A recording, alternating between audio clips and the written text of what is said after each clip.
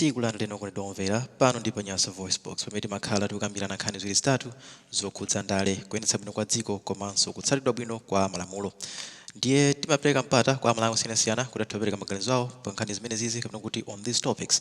Ndiye lero tabweranso ndi concerned citizen amene senate tipatse dzina lake komano iwowa afuna kuti akambe nkhani ya 50+1 kumene kumveka kuti kuli manong'onong'o kuti avuwa kaunda olemekezeka ife tilibe umboni umenewo koma avuwa kaunda ndi dzina lamene achulidwa kuti ati avuwa kaunda akuganiziridwa kuti afuna akapereke bill ku parliament kuti malamulo asinthidwe. Monga mukukumbukira Malawi, dziko la Malawi mu chaka cha 2020 tinasankha kuti tidzipanga 50+1 kuti munthu amene akufuna kukhala president adziwina mavoti theka ndi chimodzi kapena kuti ngati munthuyo kuli anthu 1 million ndoti munthu yadzikhala ndi 500,001 votes to win the presidential election.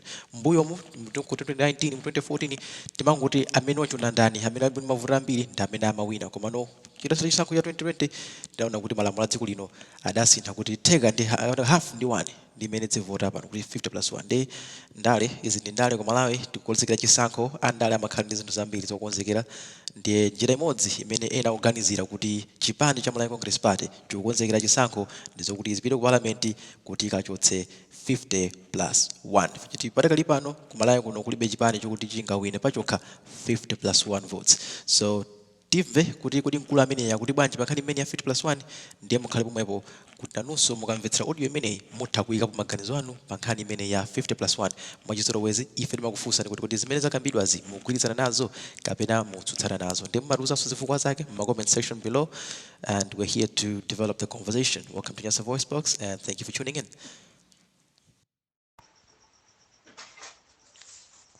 Tadzuka bwanji amalawi anzanga konse komwe tili lero ndi pa 20 February 2024 ndiloleni kumawa kuno ndiyankhulepo zimene ena ma social media muzikuyenda ndipo kuyankhulapo nkhani yokhuza 50+1.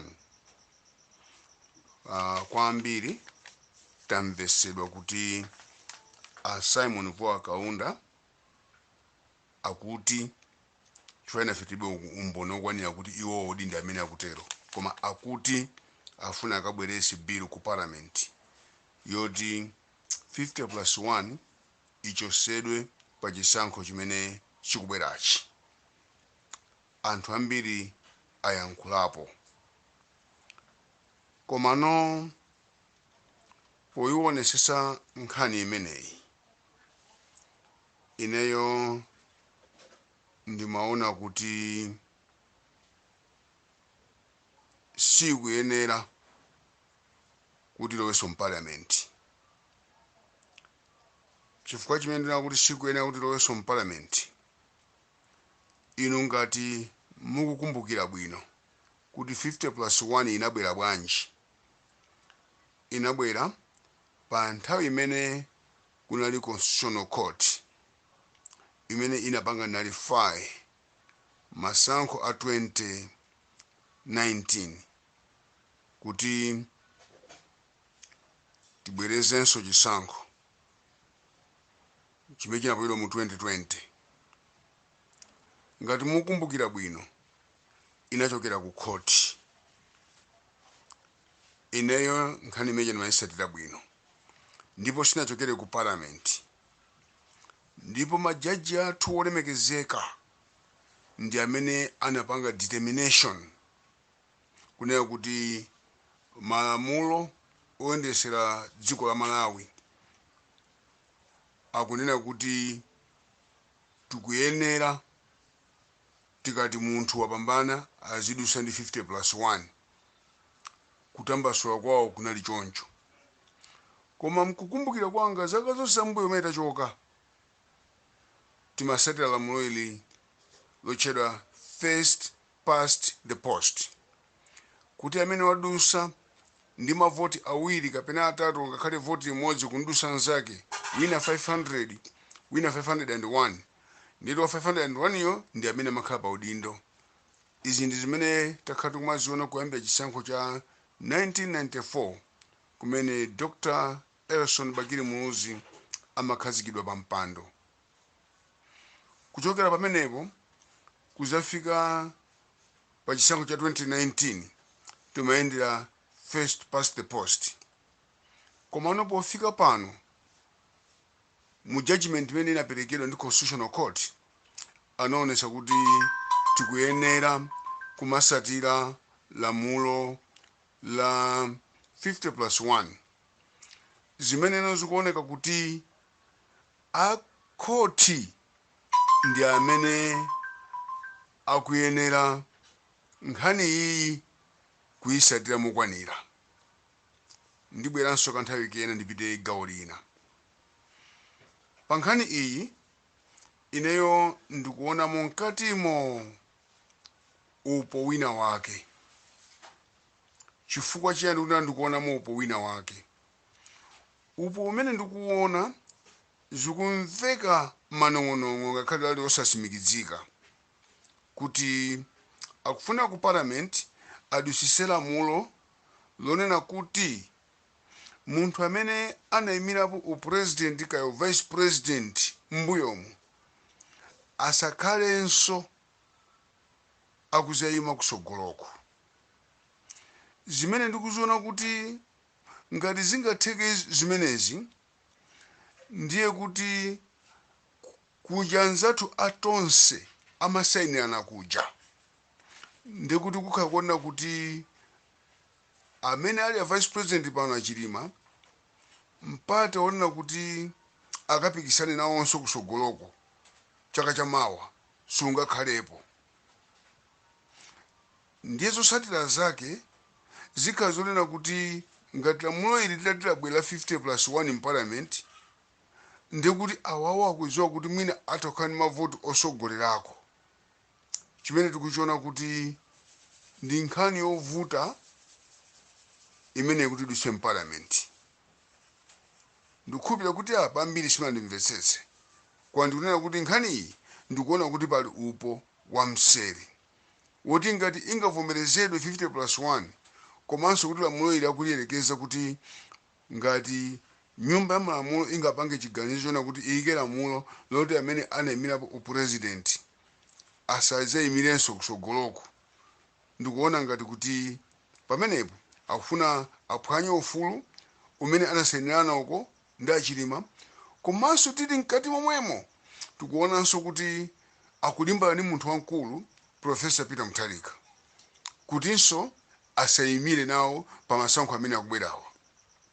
Koma ngati Amalawi mukundisatira bwino, dziko la Malawi lili ndi malamulo amene amathandiza munthu kuti ayime pa mpando wa upresident.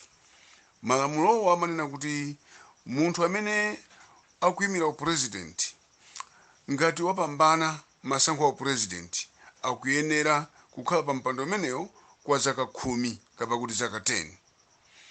Zimene mbali ya Professor Mutharika malamulo sakuwaphinja akuloledwa kuzayimanso. Ndiye ngati pali chiopsezo cha anthu ena tikukhulupirira kuti ndi a Professor Mutharika chifukwa pena paliponse Amalawi akuti akayenda akumamva zina Professor Mutharika kuti ndi amene akufunidwa kuti mavuto amene Amalawi akumana nawo kuti mwina azawathese.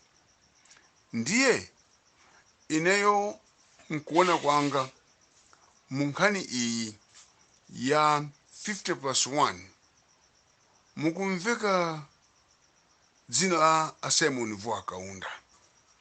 Ndeni mafuna ndizifunsa mtundu wa Amalawi komanso ngakhale aini akewo a Vuakaunda kuti kodi bwana Vuakaunda kodi inu ndi achipani chiti? Bwana Vuakaunda inu muona ngati inuyo ndi achipani cha DPP koma nkhani iyi ikukukhuzani bwanji inu wa DPP kapena munalowa MCP? Tinakakonda Amalawi muti amatsula musasiye mmasamba chifukwa nkutheka anthu atha kumanena kuti inuyo ndi amene mukabweresa nkhani iyi pomwe zisali choncho. Bwanji mubwere poyera muzifotokoze kuti nkhani iyi siyoona kapena nkhani iyi ndiyoona. ndipo mukupanga zimenezo chifukwa chani? Mufotokoze kwa mtundu wa Malawi kuti mwina anthu amene amakukondani kudera kwanu kapena ku chipani chanu cha DPP akhale akukusatirani moyenerera. Ineyo ndini maganizo okupemphani bwana Vuwa Kaunda ngati mukundimva kapena amene timaziwa Vuwa Kaunda tiyapase mawu awa. Pena ndi bwino kumamva zimene anthu amene mukuwayimirira akufuna osati zimene inu ngati munthu mukufuna. Muli ndi constituency tikudziwa ku Nkatabe, anthu anu akufuna zimene mufuna mupangezo kapena amene akufuna si anthu anu? Musayiwale kuti mukapeze ku parliament pali anthu amene akusankha ndi mpite kumeneko. Pa nkhani ya 50+1 nakamba kumayambira kuti kodi inabwera bwanji. Timanena kuti inabwera ndi majaji athu. Inabwera ndi majaji athu pofuna kuti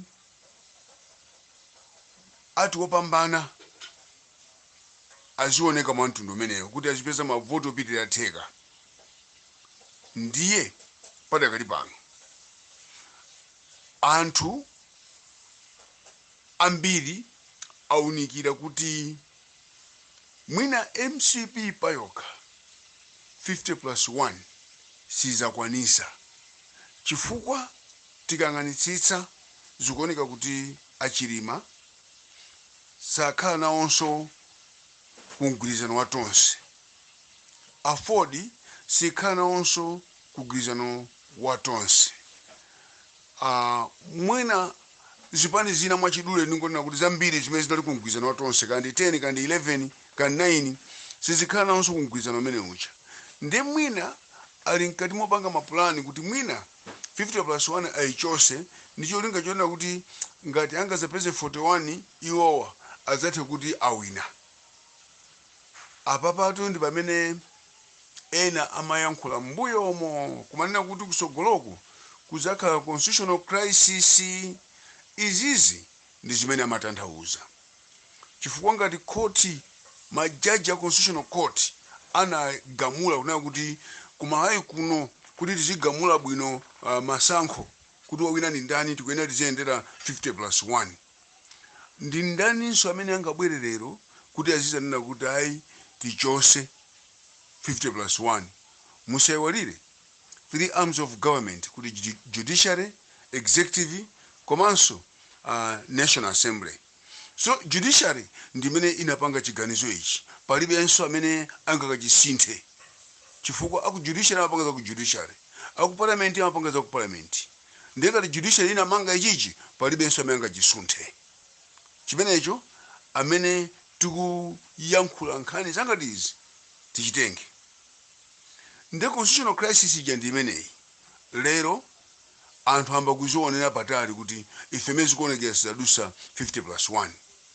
Ndipo apapa anthu awerenga kwambiri kuti ngati ifeyo sitizadusa 50+1 omwe tikulamula ife ya MCP sitizadusa 50+1, nde tizakapikisane ifeyo a MCP ndi a DPP. Tizakapikisane famwina ndife anthu awiri amene tizasogozekane kuti wina sanapeze 50+1, mwina wina wapeza 35, mwina wina wapeza 41. Nde tikaponye masankho achibwereza. Masankho achibwereza kodi ndi kuti zipani zina zonse zija zizabwera kuzasapota ife MCP kapena zipani zina zonse zija zikasapota DPP? Akumatha kuziunikira kuti zipani zina zonse zija sizingakasapotenso MCP, zizakasapota DPP. Ndi chifukwa chache afuna kubweresa kuti 50+1 imeneyi ichosedwepo, komatu sitheka kuti ichosedwe chifukwa zamba kuonekerano kuti mangofuna muthane ndi Profesa Mutharika. Koma lero Amalawi akuonerani patali, sizitheka izi. Choncho ineyo ndiyankhule motere kuti inuyo mudziwe kuti 50+1 inabwera kuzakhala. Ndipo pamene 50+1 inabwera kuzakhala ndikusimikizireni kuti ngati mukufunanso kuti imene chosedwe akhoti aja ibwerere konkujanso akayi chonse timve kuti achosa bwanji. Mukamamva kuti constitutional crisis imakhala imeneyi ife akukhoti onso panopa ziyamba kuwayenda m'mitu, ziyamba kuwayenda m'mitu chifukwa chonena kuti anapanga chinthu chimene sanafunse Amalawi. Anthu tinaoneka ochenjera koma lero tayamba kupenya zomwe zikubwera kusogoloko. Tinali ochenjera kwambiri koma lero tikayang'ana kusogoloko tikumatha kuona kuti kuli mdima. Chifukwa chani? Amalawi atitopera. Zosatira za 50+1 ya ulendo uno zikhala zonena kuti ena azakondwera nazo koma ena sazakondwera nazo nimene taonera pano. Chifukwa ambiri amba kuyankhula ona kuti 50+1 isachosedwe ikhalebe momwemo, chimene munayipangira ikhale kugwira ntchito yake imeneyo. Nde lero musayione kukhala kuti yopweteka chifukwa ikutusani mboma. Apa musafune itusa wina mboma apa. Musayiwale Amalawi kuti tili mu democracy imene tinayifuna mu chaka cha 1993 tinasankha tokha. Lero palibe kupangirana malamulo ozunzana. Ayi ndifuna ndiyankhulenji pamawu amenewa. Pamene tinasankha democracy ngati ena amene tili pano koma mwina ku democracy-ko tangopezekako chifukwa chona kuti chama events kapena chifukwa chona kuti anthu ena anafuna ife timafuna betakhala ku chipani chimodzi, sizitheka kuti tipezeke tili mchipani chimodzi. Chifukwa chonena kuti ifeyo Amalawi tinasankha poona kuyipa kwa one party system of government, ndipo tinafuna democracy. Ndipo tinafuna democracy inavomerezeka 1993, ndipo matipate democracy president woyamba na Dr. Elson Bakiri Munuzi mu 1994 amene analowa pampando. Chonzo ndipepa tinayamba basi libwereranso mbuyo ngati pali ena amene akumayembekezera kuti takubwerera mbuyo asayembekezere. Chifukwa chani kuti asayembekezere? Malawi anasankha yekha, palibenso zobwerera mbuyo. Ndimafuna ndiyankhule mawu awo kunena kuti mukamapanga malamulo ena zizindikirani kuti Amalawi akuona. Mukamapanga malamulo ena muzizindikira kuti siku lina malamulo mukuwapangawa azakupwetekani nokha. Timapanga za 50+1 kufuna kuthana ni munthu. Lero munthu uja anavomereza. Lero ifeyono tokha tambano kuona kuti 50+1 tinayipangayi itipweteka tokha. Muyembekezere kuti ikupwetekani imeneyi. Chifukwa Malawi imene wakuira pano inu mungokhala pe muganize mtengo wa nima anali pa ndalama zingati, muganize fertilizer anali pa ndalama zingati, thumba la chimanga anali pa ndalama zingati, mafuta galimoto anali pa ndalama zingati, 1 liter pa 2 liters ya mafuta ophika anali pa ndalama zingati, sugar anali pa ndalama zingati. Ndezi zinthu zimene zakwerera mukuganiza kuti Amalawi angakukondeni? Malawi ndi wokwiya kwambiri. Ndibwerekere mawu a munthu wina ananena kuti mungopita kunsika kaya wakuti umene uja mungangona kuti aujeni woye ngati munthu akatuluke mamoyo. Lero ndi mmene ziti pakamwa pa wina aliyense kuti palibe amene angaime kumapanga aujeni woye. Akuluakulu zikoli anthu akwiya. Choncho musapangira mwa 50+1 ndi chiyongo chonena kuti mukhale bomamu mukupitirira. Mavuto amene tikumanawo Amalawiwa kuti inunso muzapezekenso muli mbomamu ndikuti Malawi wathapo. Amalawi azagwa ndi njala akuyendapo, mundikhulupirire. Choncho tinasankha 50+1 yosankhira adindo athu. Ineyo ndinakakonda apa palense pamvesese ndinakakonda kuti malamulo a dziko la Malawi ngati tasankha kuti posankha adindo athu tizigwisa ntchito 50+1 isayambirenso pa president pokayi koma ikayambire kwa kansala ikafike pa president ikafike kwa MP onsewa azisankhidwa ndi 50+1 chifukwa popanga lamulo ili anthu amene mapanga inu munaganizira mozama palibe zomanena kuti tionongapo ndrama chifukwa iniyo mmadziwa poika 50+1 kuti pazafunika kuti rirani ndiye riraniyo izachitika wodi yakuti kuchitika rirani ya kansala constituency yakuti kuchitika rirani ya MP ziko lonse tikuyenera kupanga rirani ya president tikuyenera kupanga zimene chifukwa cha zimene tinasankha amalawi kupyolera kwa majaji athu ndiye zinthu chati kuti zinambira kwa majaji zisapite ku parliament muzibwezere kwa majaji omwewo nanga simwini tambe ama maswani tambe yemwe mwini tambe ndi amene ama maswani tambe yemwe ndi apapa nkhani iyi inachoka kwa majaji isapitenso ku court not to court isapitenso ku parliament ipite kwa majaji omwewo tiyena zoni walira mvula walira matope wakwatira kwa mphezi saopa kung'anima kulamula vumbwe mkulinga uli ndi nkhuku apapa ndi pamene sopano 50+1 iwoneke zipaso zake siku lopambana tonse.